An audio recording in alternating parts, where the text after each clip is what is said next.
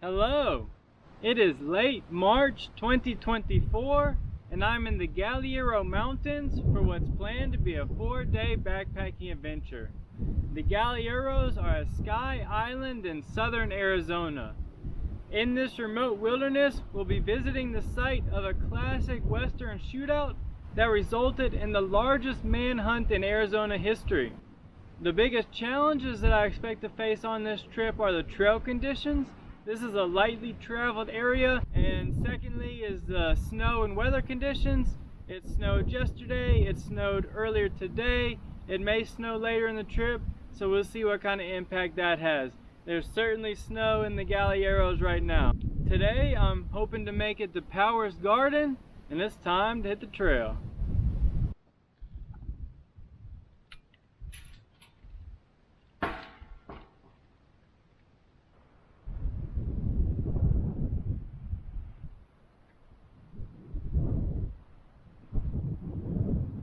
Just getting started out, but the Galiuro Mountains are already showing off some pretty scenery just in the foothills.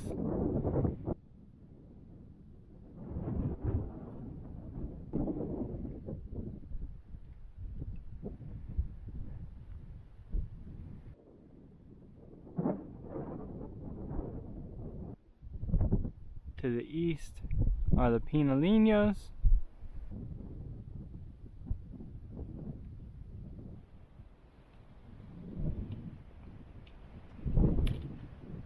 First intersection, I finished up this stretch of the East Divide Trail. I'll be back on it later in the trip as I loop around, but for now, hopping on the Tortilla Trail.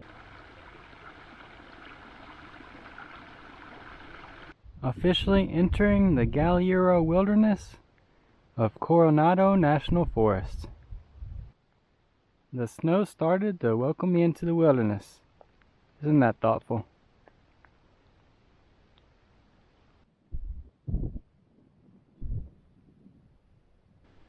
Intersection of Sycamore and Tortilla trails. I'll be sticking to Tortilla. As I continue to climb in elevation, the snow continues to pick up and the ecosystem is changing. The terrain, the weather, the clouds, the sun are all combining for a pretty magical hike so far. Mud Spring. This is a watering trough for cattle. I wouldn't want to depend on this source.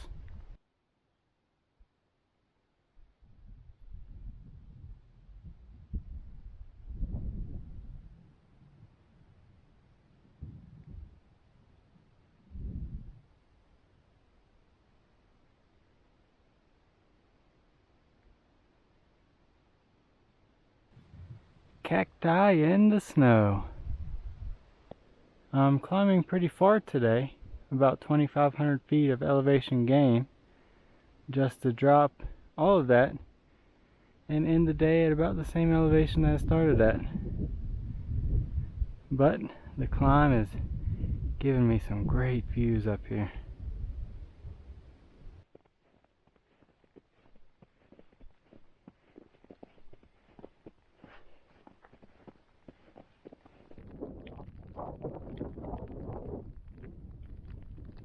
Sycamore Creek has a slight flow in between all the snow.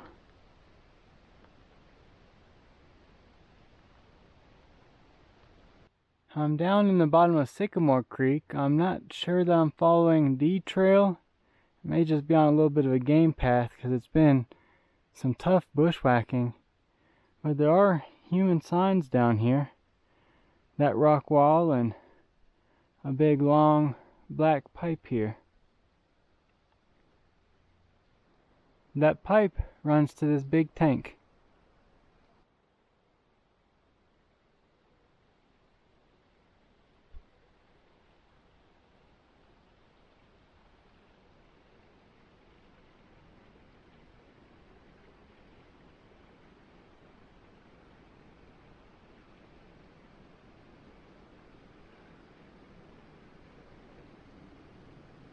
Sycamore Canyon got really big really quickly.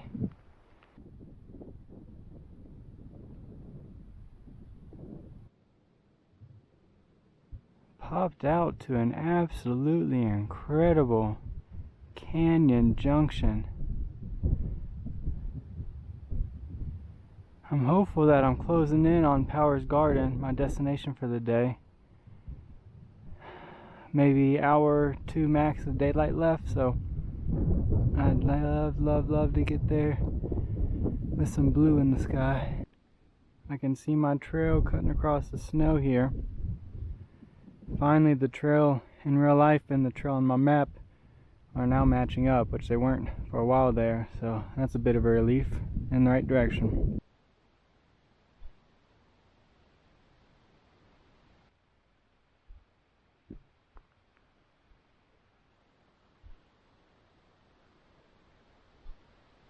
An awesome window.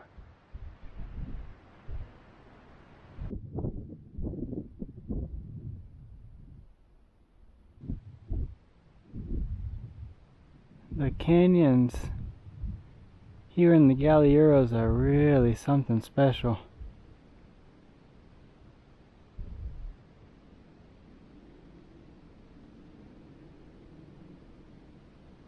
I believe this will be my last canyon system of the day.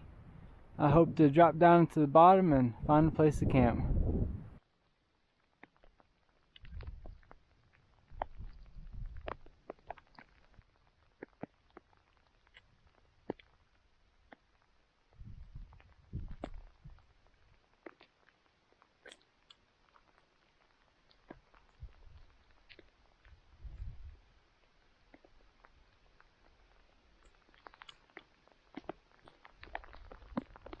The last vestiges of sunlight on the canyon walls, and none for me down here in the bottom. Just a bunch of brush on the trail. Finished up with the Tortilla Trail. Tough trail, a very tough trail. Now I'm on the Powers Garden Trail, closing in on camp. Really neat and unique area down here at Powers Garden. Some old ranch buildings, a huge fenced meadow, and of course the canyon walls. Right around here is where I should be able to find a place to set up. Let's find that. Home sweet home. Found camp a little ways south of the ranch buildings. It's time to get set up and get into some dry and warm clothes. Powers Gardens is a notorious cold sink here at the bottom of the canyon. In the early 1900s, Jeff Power and his family lived at multiple locations along Rattlesnake Canyon, including Powers Garden. Originally a goat ranch, they raised cattle and horses here, in addition to planting the eponymous garden. Day one has been an adventurous day. Plenty of bushwhacking, plenty of faint trail, plenty of snow. At least I can feel like I had a good understanding of my challenges coming into it. The big blessings were that I was always able to find my way, and that the precipitation, which came down most of the day, was snow and not rain. It would have been a miserable day with the cold and the wind had I been wet. I knew the Galiuros would be rough, that's why I wanted to come out here, but they've surprised me with how pretty they are so far. Pretty but rough. I'm looking forward to seeing more. It's late. It's getting cold. Camp set up. I need to get dinner in me. That'll be the end of day one. Good night. Good morning. Made it to day two. My backpacking adventure in the Galiuro Mountains. The low last night dropped to about 35, and there was light precipitation throughout the night that has continued into this morning, which means I will have to perform one of my least favorite tasks, packing up a wet tent in the cold. But everything should be better after that. I've got an exciting day of hiking today. I hope to make it to the Powers Cabin, which was the site of the old western shootout. And at the end of my day, I have Holdout Spring to look forward to. A neat rock spring that I should be able to find camping near. I'm going to get camp packed up and there'll be time to hit the trail.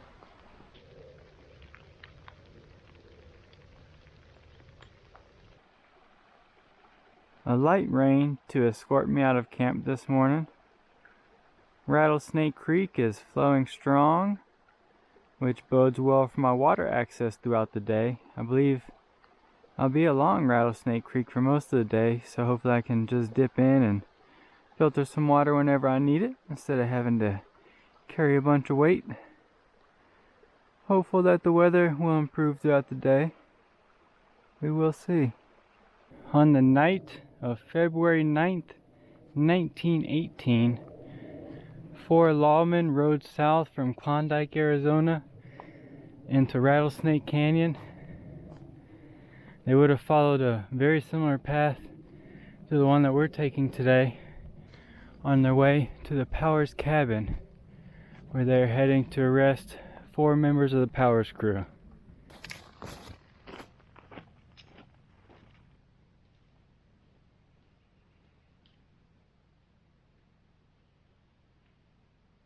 Plenty of bear scat out here along Rattlesnake Creek. I've seen several powls already. Although there's no sign remaining, it appears that I've reached the intersection of the Powers Garden Trail and the Corral Trail. I'm going to continue heading down Powers Garden along the bottom of Rattlesnake Canyon. A fresh one.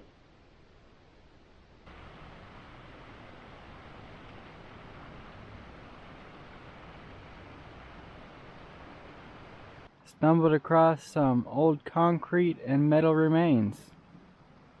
Did not expect to find the cabin until Shootout Cabin, but here it is, an old cabin with some old equipment by it. On the other side of the canyon of the cabin is another structure, high up on the hill. Directly below the structure on the hill is the remains of some old machinery. Wow, look at this old structure. A lot of machinery out here.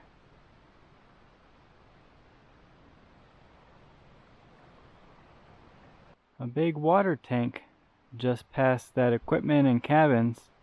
I believe that this is the Rattlesnake Spring area. A giraffe gate, barbed wire strung behind these 2 tall poles, keeps out those pesky Arizona giraffes. Another small tank beside Rattlesnake Creek. I've come 3.5 miles from Powers Garden, 1.5 miles to Powers Cabin. I could have left my pack back at that last sign because Powers Cabin is an out and back, but the weather has been so unpredictable out here so far I didn't want to take the risk of getting separated from my gear if a winter storm started. As the law party approached Powers Cabin in the dark hours of the morning of February 10th, they took up positions around the cabin and waited for daylight.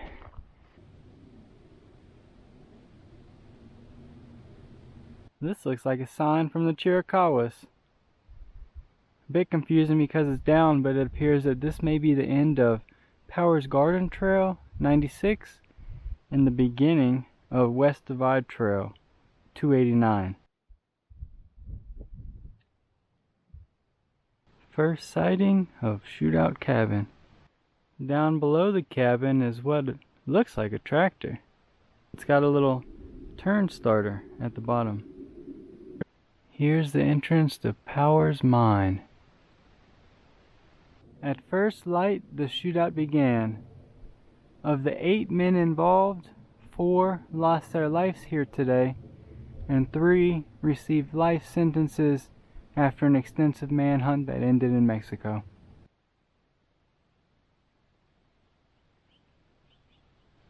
A look down the canyon that houses Shootout Cabin. I'm now returning the way I came to get on with the rest of my day.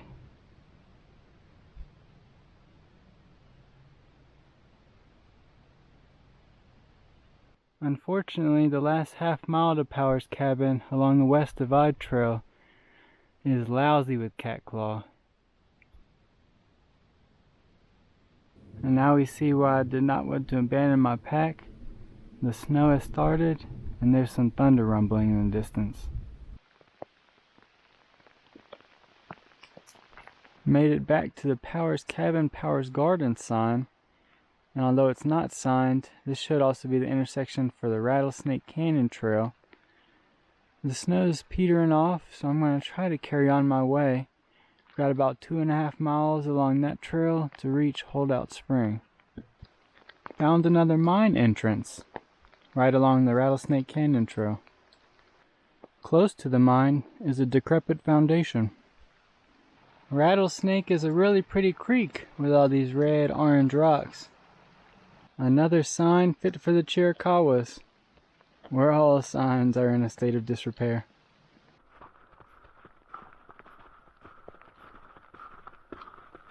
I've been having a tough time. I'm wet, it's cold, lots of overgrowth, the trail is covered in snow, but I found the spur at Holdout Spring.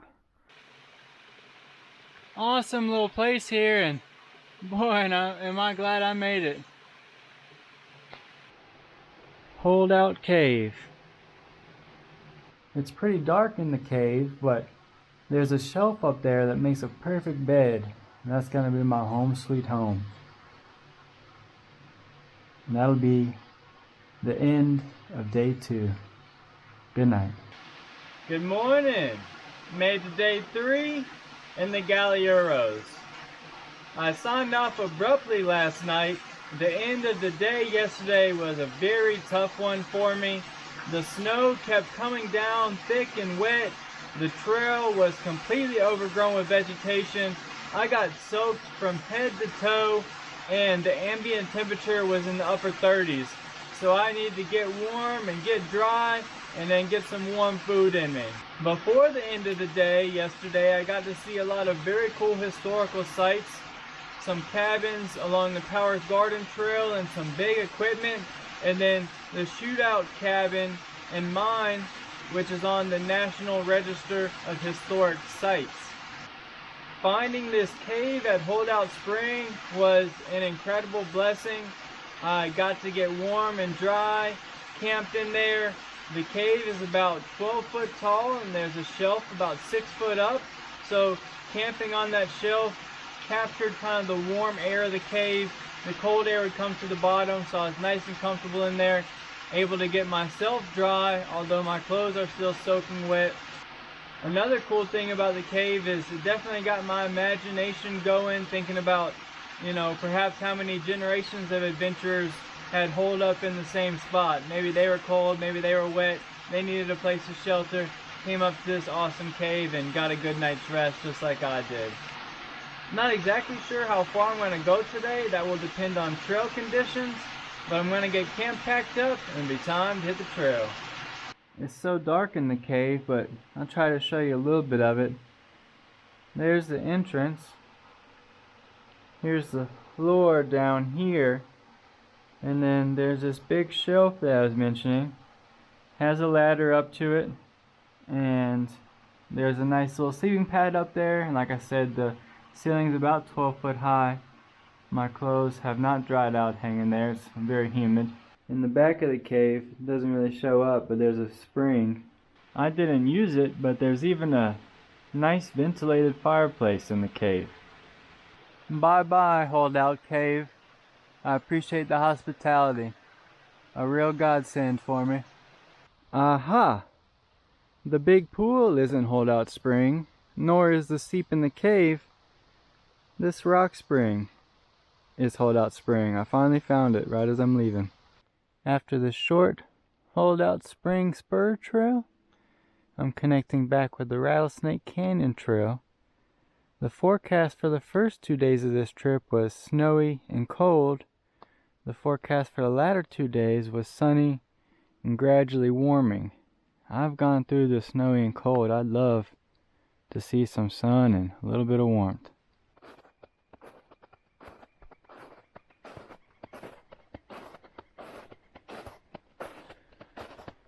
So many animal tracks in the fresh snow. The only other tracks out here besides mine. It's so pretty out here right now with the flowing water and the snow and the sun.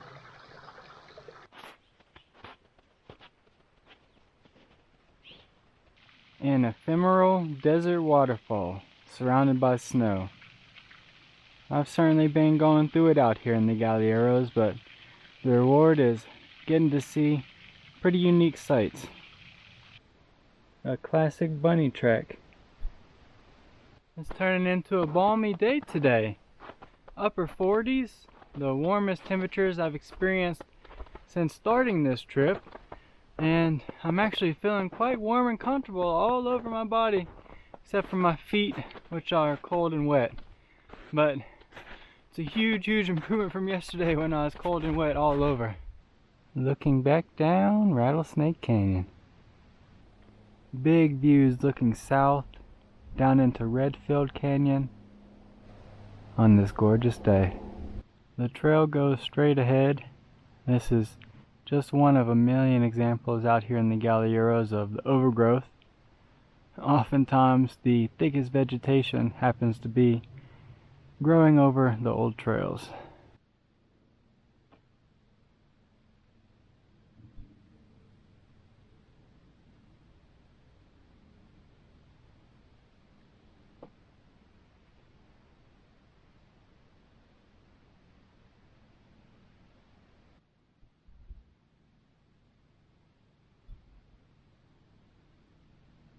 Out to the southwest, the farthest ridge is the Rincon Mountains, home of Saguaro National Park. As we continue to climb up, the top of the Santa Catalinas are appearing, the far-off ridge to the right. Looking down on my old friend Rattlesnake Canyon, cutting through the Galiuro Mountains to the northwest. A massive waterfall at the top of the other side of the canyon. Looking back at my footprints, most of the day I've been hiking through 2 to 6 inches of fresh snow. Makes for a bit of a tiring hike. Finally finished up the Rattlesnake Canyon trail. At this intersection I'm going to hop on the East Divide Trail, 287, heading north. Supposedly it was 2.5 miles from Holdout Spring to this intersection. Took me about 3 hours and 15 minutes to do that in the snow. This sign actually says 3.3 miles, so that makes me feel a little better. The Catalinas are now soaring up to the right, with the Rincon still to the left. The East Divide Trail is starting out as a veritable highway, compared to many of the other trails out here in the Galiuros. Our first clear view out to the east since day one, looking at the mighty Pinolinos.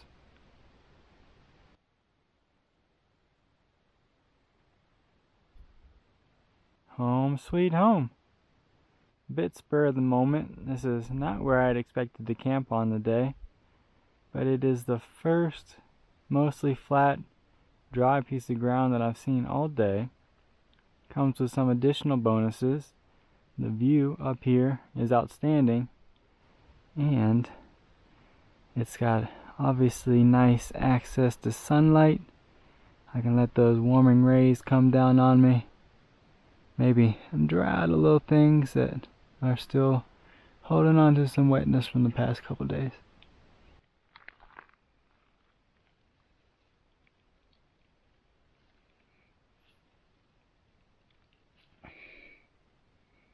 Ignore the fact that my tent is laid out. I'm letting it dry, but I made the executive decision to cowboy camp here tonight. It's really too hard for my tent stakes, and it is a beautiful clear day, so I don't think I'll have too many problems, at least I hope not. Gotta let things dry and enjoy the sun. Yeehaw! Yeehaw! Yeehaw! Day 3 of my backpacking adventure in Arizona's Coronado National Forest has been a great day. It was very nice to arrive to camp with some time to relax. It's not because today was easy hiking, it's just I had a shorter day than my previous days. Covered about 6 miles and it took almost 5 hours. It was really tough to leave Holdout Cave this morning, especially because I had to put on all my wet hiking clothes, but they dried nicely throughout the day, and it feels great to bask in the sunlight here. I've got my sleeping area set up, dinner's in me, and I'm settling in for a relaxing evening.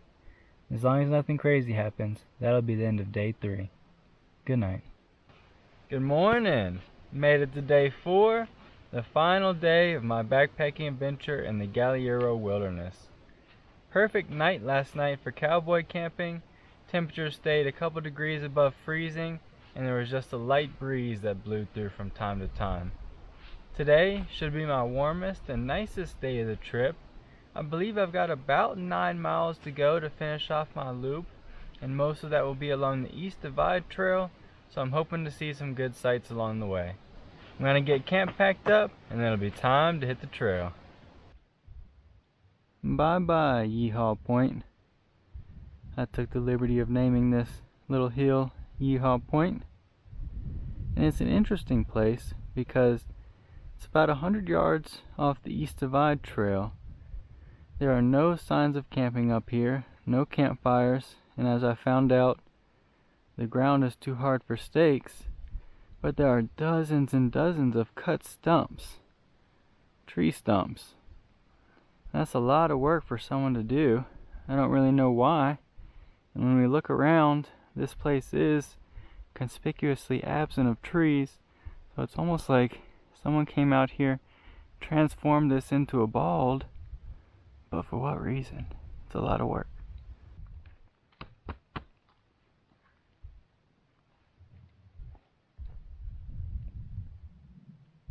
Yeehaw Point was a nice respite, but I'll likely be back in the snow for the majority of today. One good thing is that the cold night firmed the snow back up. Now it's nice and hard. At the end of the day yesterday it was soft, making for very slushy and mucky hiking. There's no sign or indicator here, but this should be the intersection of East Divide Trail 287 and Patty's River Trail 293. I'm going to stick to the left on the East Divide Trail. It looks like someone carried the old sign a few yards up the trail to use as firewood.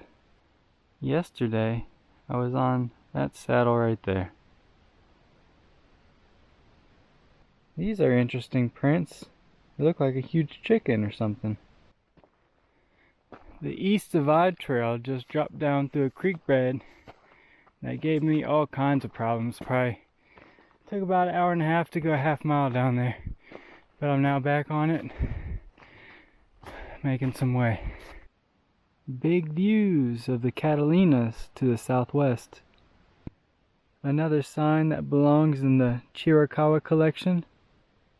Check out my video of the Chiricahuas last year if you don't get what I'm talking about. Every single sign there was laying down or broken in some way.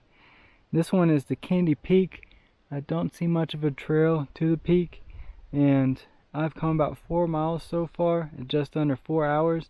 At this point I'm going to be pushing dark by the time I make it back to the trailhead, so I cannot add on any extras. Therefore I'll be continuing along the East Divide Trail. Downfall has been a constant today. This is a relatively benign patch. A short way past the Kennedy Spur is the intersection with the Corral Canyon Trail. I will continue along East Divide. Big views north to the Teresas.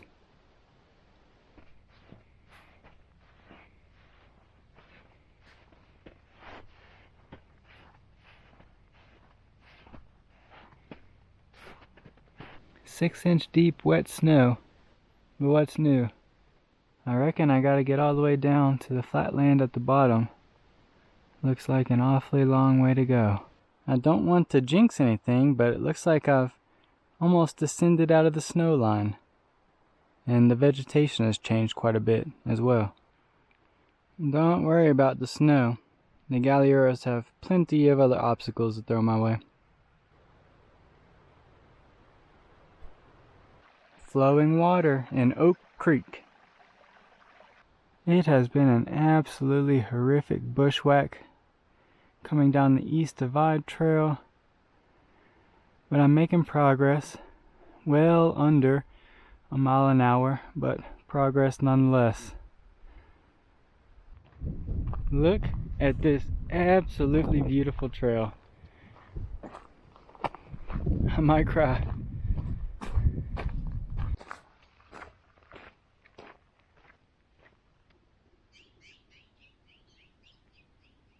Boy, oh boy, the Galiuro Wilderness really put it on me. A few, hopefully easy, miles left to finish off the trip.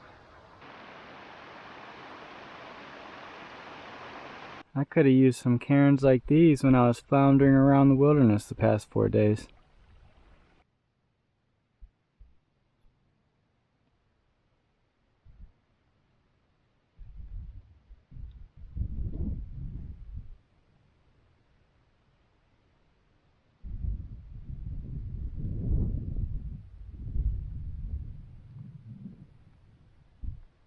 One final look back at the Galiuro Mountains. This may not come as a surprise considering the conditions, but I only saw 2 other people on this trip, a pair of fellows right near the trailhead on day 1. Other than that, I had this wilderness all to myself.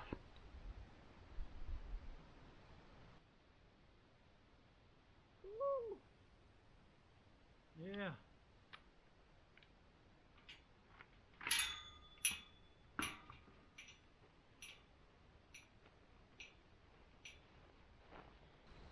Four days in the Galiuros, done and dusted. These mountains have a lot of character, and I hope that with the blood, sweat, and tears I've given them, perhaps they've instilled a little bit of that character in me. Incredible scenery, top-notch gorgeous canyons, tons of interesting historical sites to explore, cabins, mines, equipment, and the site of the Shootout, and perhaps the most unique set of 3 disparate campsites that I've ever had as a collective. From the historic Powers Garden to Holdout Cave to Yeehaw Point. It took every bit of experience and skill that I have to navigate this wilderness. Certainly that was made more challenging by the presence of the snow, but even without it, this is a tough, tough place. I'm glad to have gotten to spend my time here. Now I'm going to head back into town, lick my wounds, get cleaned up, and prepare for my next backpacking adventure in Arizona. Until then, thanks for tuning in to Lane's World. Goodbye.